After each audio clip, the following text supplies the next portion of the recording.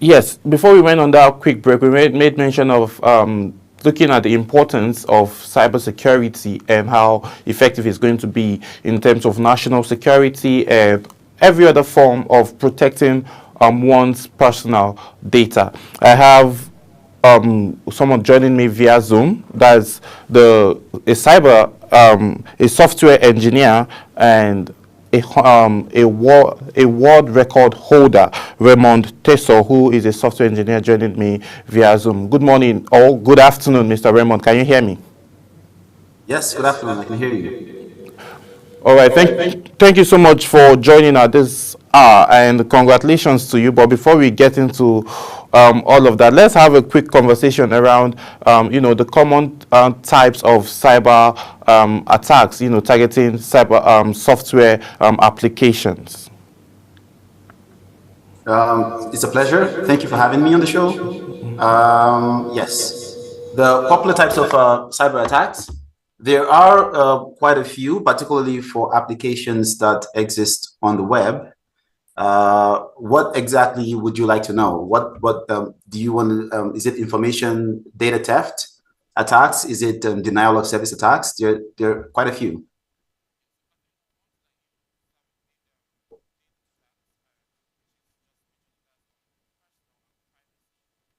So I think I lost the audio. I can't quite. People having their resources, that's money, is taken away from their bank apps. So all of those areas, that's what I think we should major on. Yes. So this is a global pandemic. As currently, I consult for a company in the Netherlands, and it is a payment processing company. So information security is pretty important.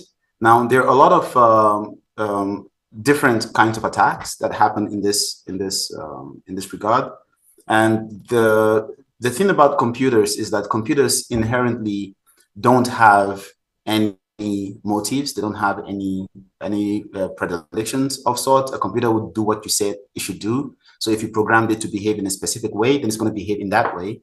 So what attackers do then is they exploit the information or the instruction you gave a computer. So if you tell a computer, hey, when you receive a request, I want you to send this information here, and an attacker's first point of attack is knowing how your system works. And many times, many companies take this for granted. If someone doesn't know how the system works, then it's difficult for them to exploit such a system. And so that's usually the first step. They want to know how the system works, because once they know how the system works, then they're able to start introducing different vectors or different ways to break the system or prevent it from working in the way that it's supposed to work.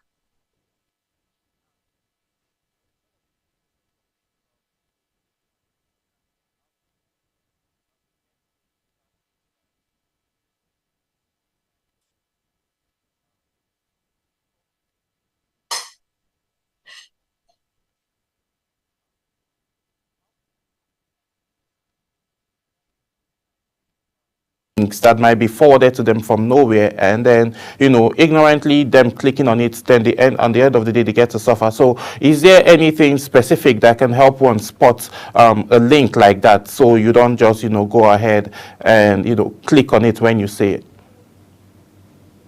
Yeah, there are a few things to note. First, you shouldn't click on links. That is the default, irrespective of who you receive the link from. It can be from a family member. You shouldn't click on links indiscriminately. The second thing to point out is that many times, if you take a look at the URL, if it's a link that comes, you notice that there is usually typographical errors. There is a spelling that is wrong.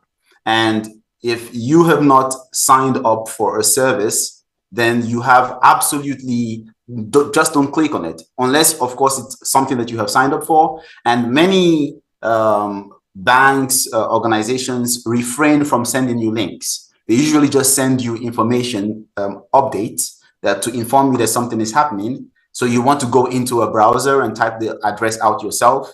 So whenever you receive a link, the first thing you should do is don't click on it.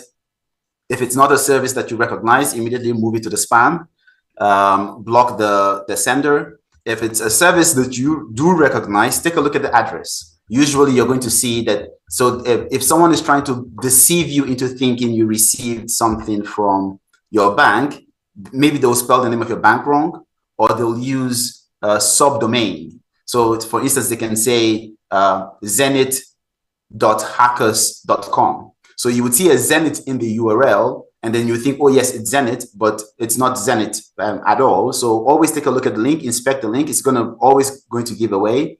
Another thing is that you want to go to the website that you know directly and enter the address yourself. But the general advice is not to engage and not to click on links. When someone says you have received an OTP or a one-time password, do not share the password with anyone, not even someone that claims to be from the organization. Now, what are the implications of supply chain attacks on softwares? This is a lovely one. So supply chain attack, they're huge. There's millions of dollars that has been lost, and from supply chain attacks. So usually what happens is when you build applications, your application depends on sometimes other applications. So let's imagine that your application stores data in somewhere, and it's a database, and you use a specific library or you're using a specific application to access that database.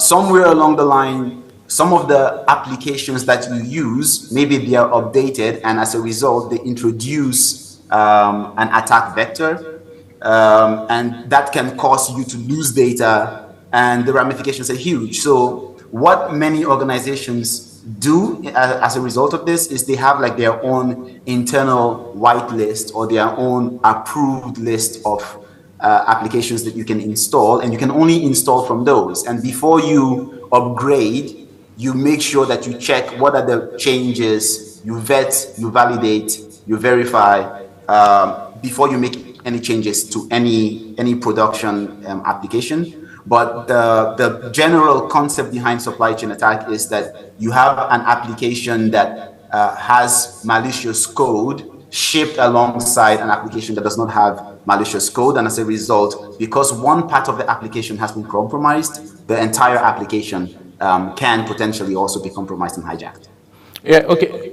Before we move into having mitigation strategies, the Central Bank of Nigeria has made mention of, introducing cybersecurity levy, and a whole lot of persons have reacted, negatively to it. Basically, maybe most persons just because they really don't understand its importance. But can you throw a light on how important it is for our cybersecurity space to be, well secured, and the importance of this levy that's actually going to be paid?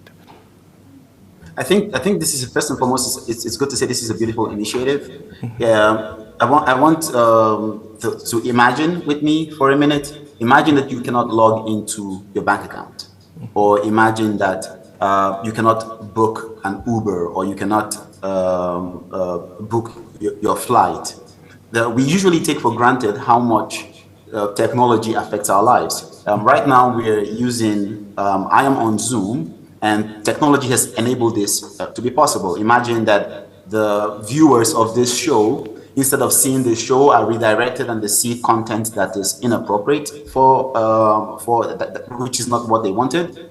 So the importance of security you cannot overemphasize it, because all it takes is one malicious actor, one breach, one bad actor, and potentially you could bring an entire system crumbling to the ground. In the elections that was had in the US, I think there was conversations around, Russia was involved, and there was like a back and forth, and there was this huge scandal back a couple of years ago, which also goes to show the importance of cybersecurity. So almost every powerhouse nation in the world recognizes the importance of security. And so I think it's a wonderful initiative by the CBN, because we usually take things for granted until we cannot access the services or the things that we depend on, and technology has permeated almost every facet of our lives. That I think there was a study done a few years ago that technology ceased to exist, the world would end in less than 72 hours. Okay. Let's look at multifunctional authentication, how it enhances software security. You know, multi-function authentication, and how does it enhance software security? Yeah, so multi-factor authentication, the trick behind it is like, so it's also in the name, multi-factor. So there's multiple factors to the authentication process.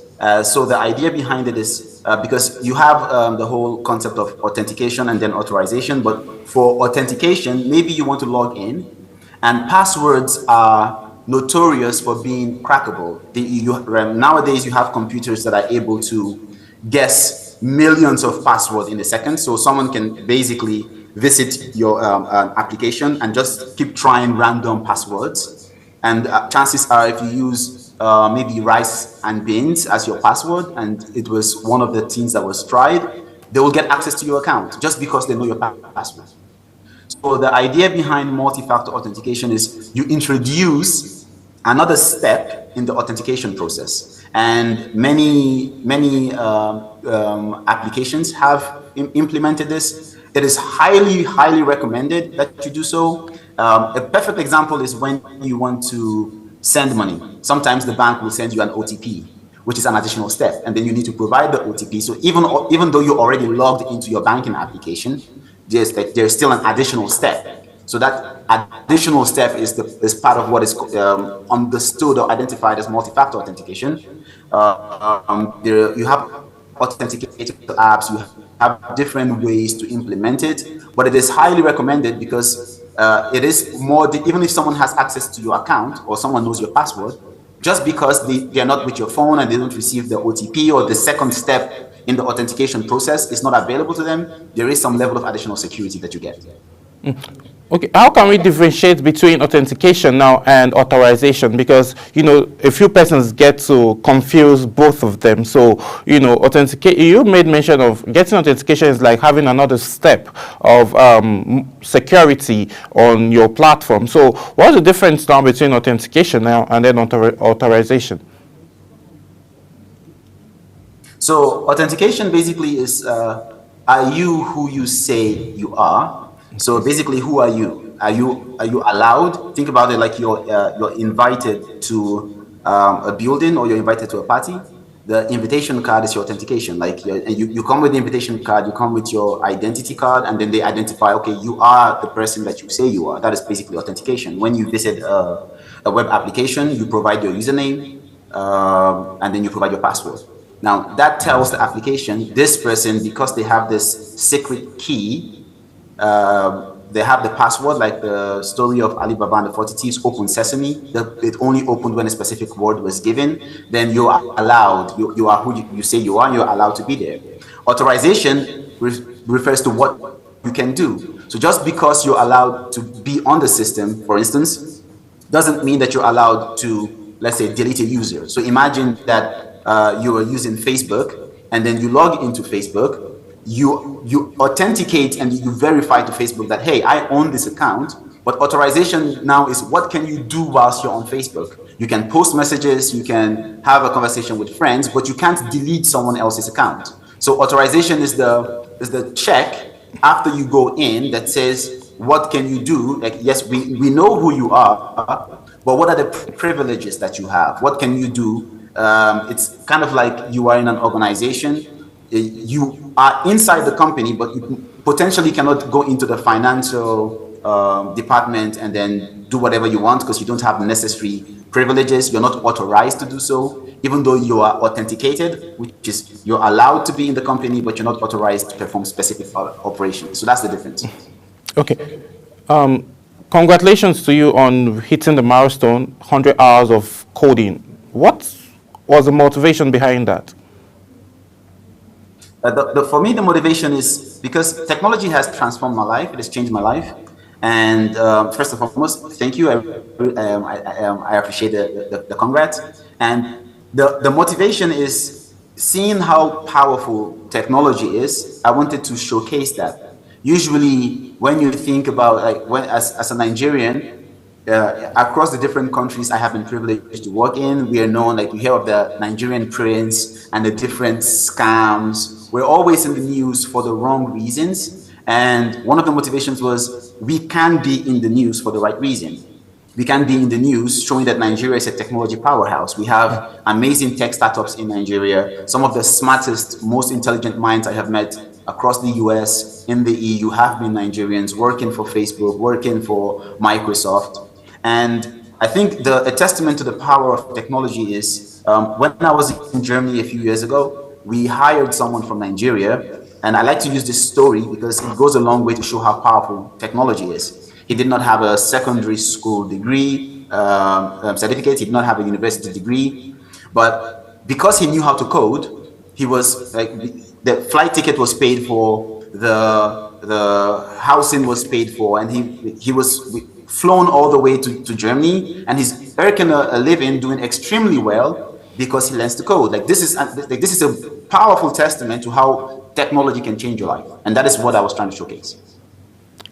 Okay, looking at those angles now, 100 hours, like this, literally over 3 days, you were busy, not all day, all night coding. So, were you creating a software or creating an application that you just wanted to use those time frames, or you just wanted to, set this new world record?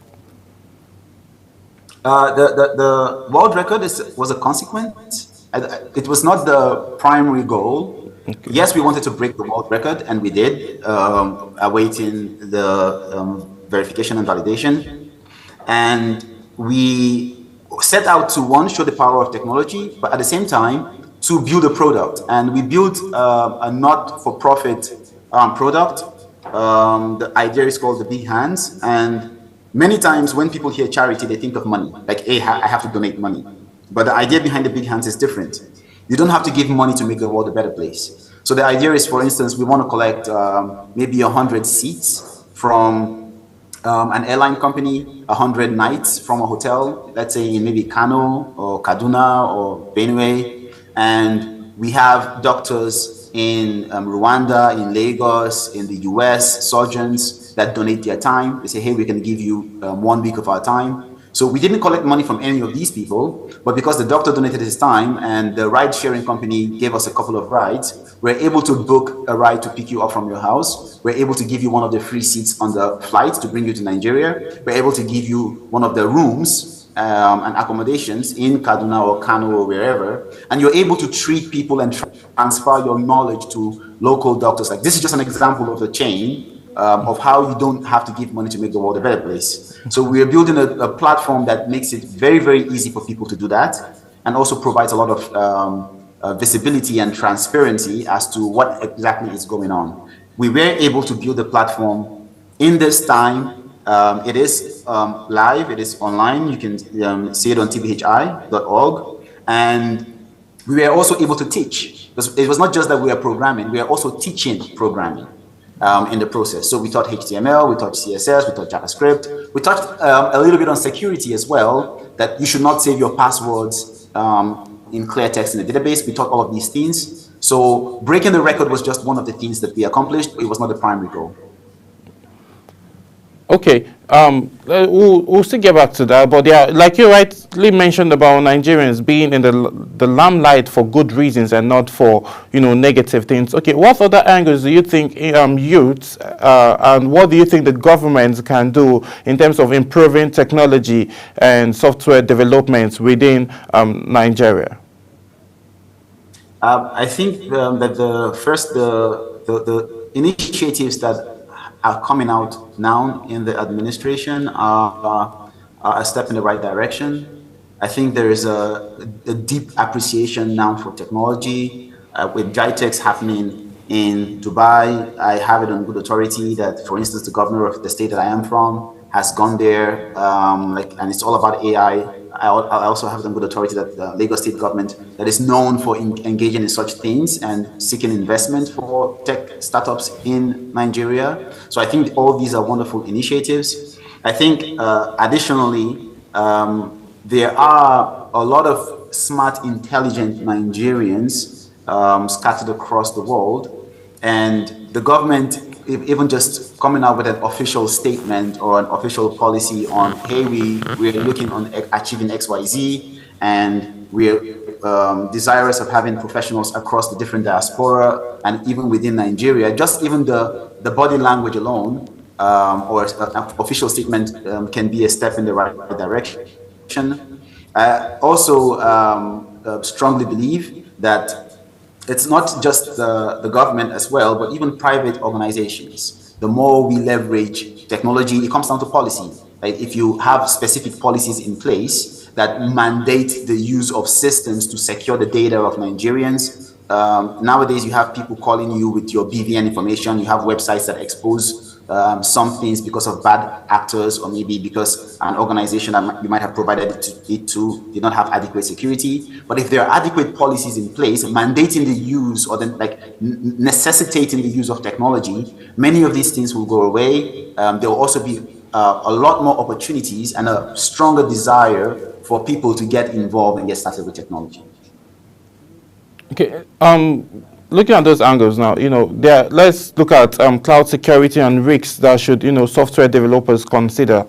You've hit this mark. This is first of its kind from someone from this part of the world, but definitely there are a lot of rooms now for other people who wants to get involved.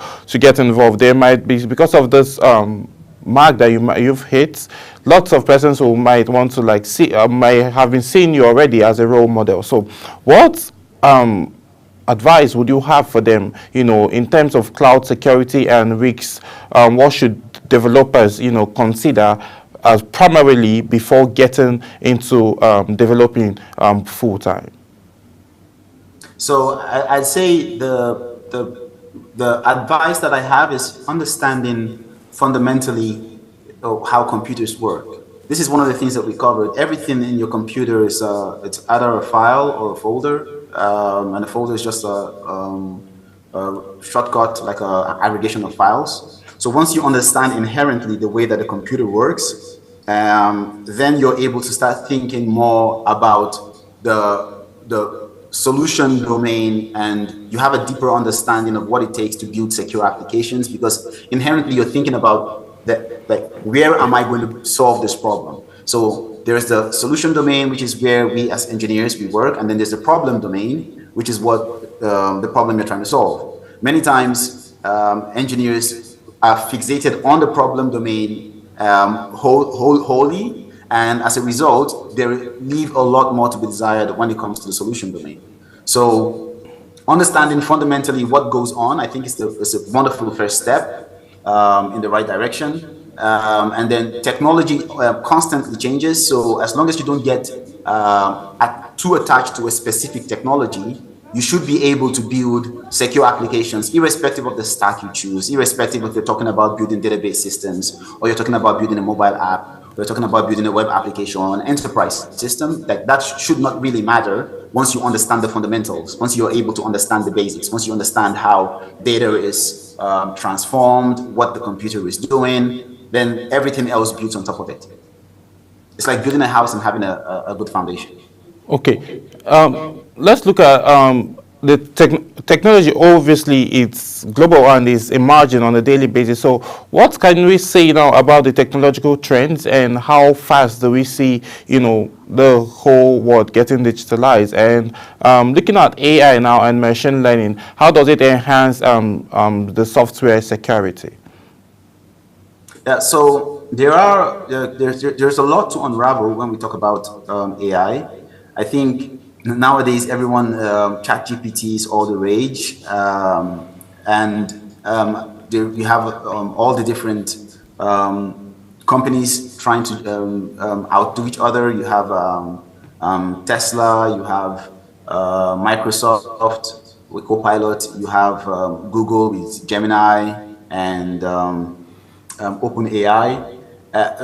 AI is here to stay, basically. And when you think about how a computer before the advent of machine learning and AI could really not learn or could really not solve problems unless you told it to, and now computers can learn artificially, and hence the name artificial intelligence, you see that that it unlocks a whole new industry.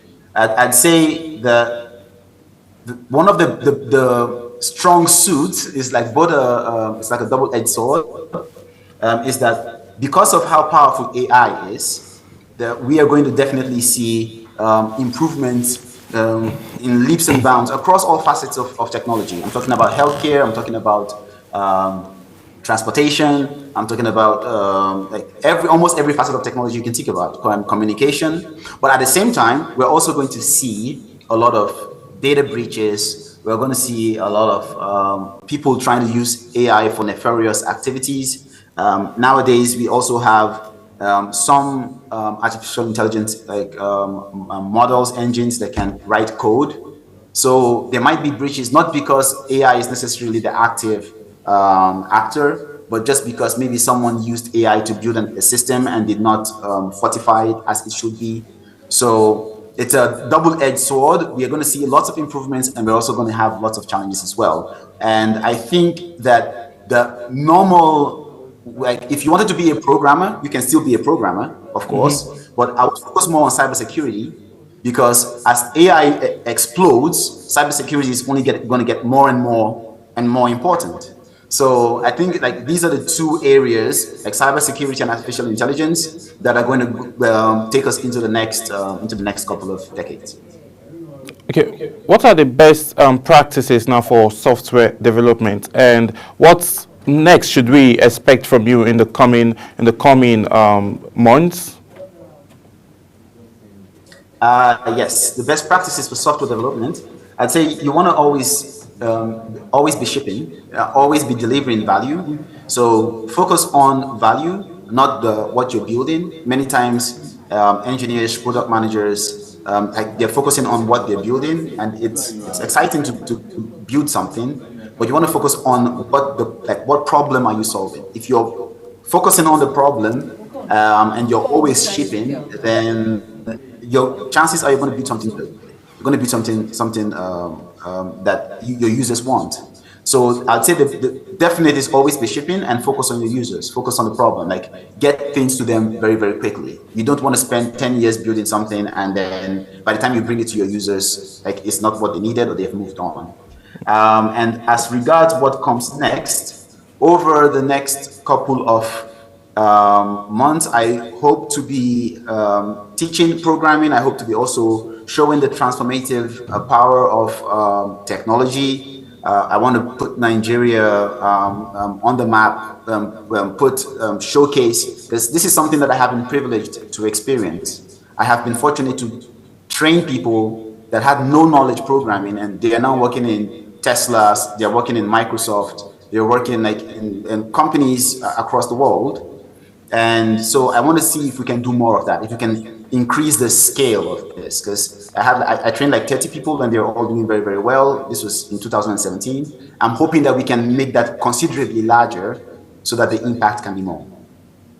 How big is the digital market, and how crucial is it for young Nigerians to venture and then get into the act of programming and learning the act of cybersecurity protection? I'd say there are two statements that I can possibly make, or two analogies. Mm-hmm. The first one is when you take, for instance, Samsung. As a company, Samsung is like 20% of the GDP for Korea, which tells you how powerful technology can be.